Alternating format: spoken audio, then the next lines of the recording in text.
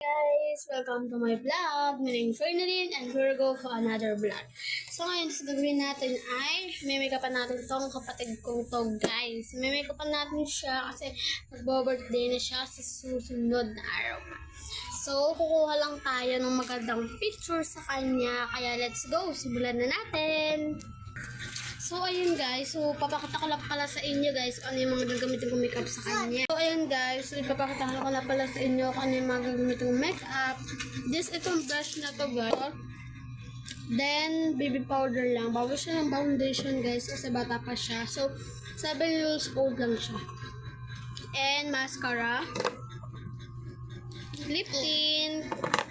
At itong calculating. And, Miss So, ayan guys. Then, make-upan na natin siya.